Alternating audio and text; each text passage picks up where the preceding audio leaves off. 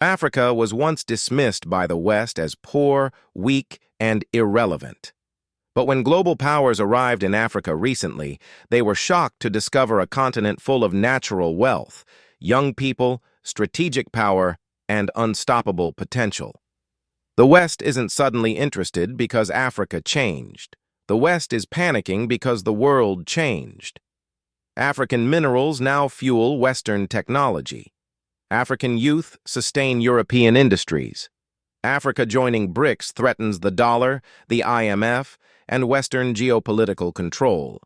China, Russia, Turkey, India, and the Gulf nations moved in early, forming strong partnerships while the West slept. Now Africa finally has options, and nothing scares the West more than an Africa that can say no.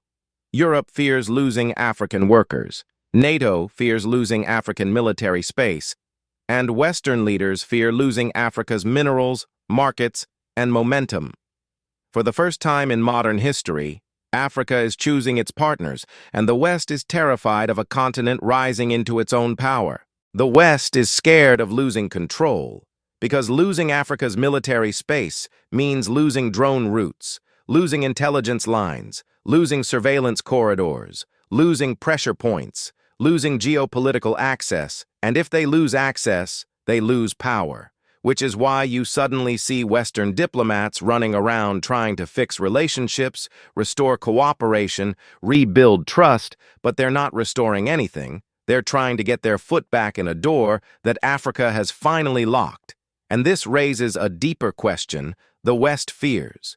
If Africa can shut down Western military presence, if Africa can build alliances the West cannot break, if Africa can control its airspace, land, ports, and security, then what's next for Africa, and what happens when Africa also controls the one thing the world cannot live without?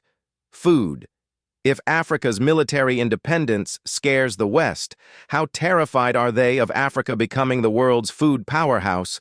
So, as we continue, food, the most basic necessity on Earth, without which no country, no army, no empire can survive, reveals a truth no one in Europe or America says aloud.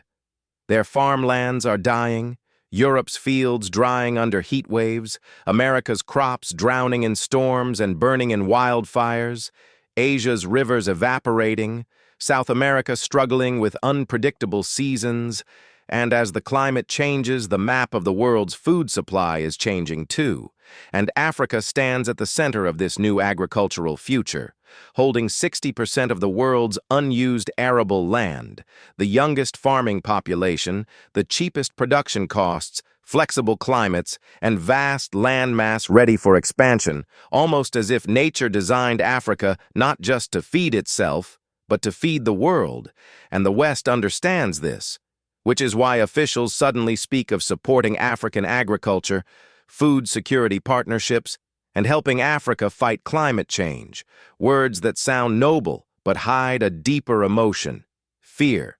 Because if Africa controls the next global food supply, then Africa controls leverage the West has never faced, just as they once used oil, loans, sanctions, and military presence.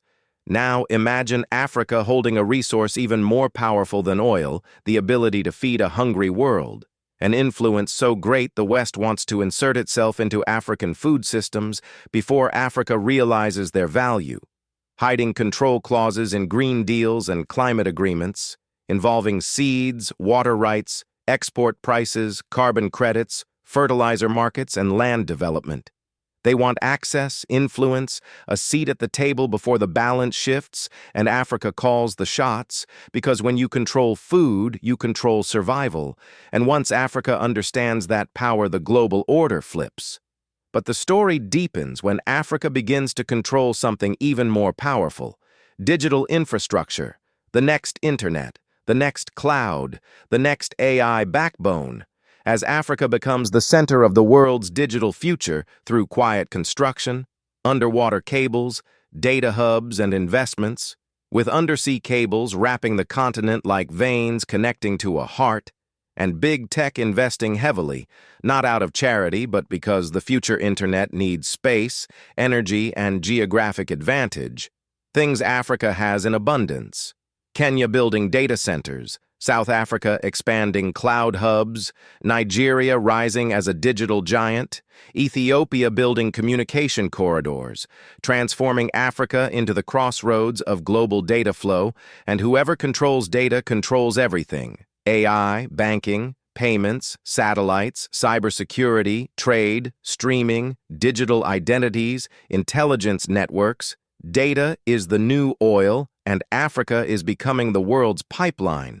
A shift the West sees but too late, because while they hesitated, lectured, and ignored, China moved in with cybersecurity partnerships, India with digital corridors, the Gulf with cloud investments, and Russia with advanced tech cooperation, leaving the West shocked, asking what happened as Africa kept moving. And now, Western speeches reveal panic with sudden interest in African digital cooperation, sudden warnings about cyber threats, and sudden attempts to strengthen digital democracy.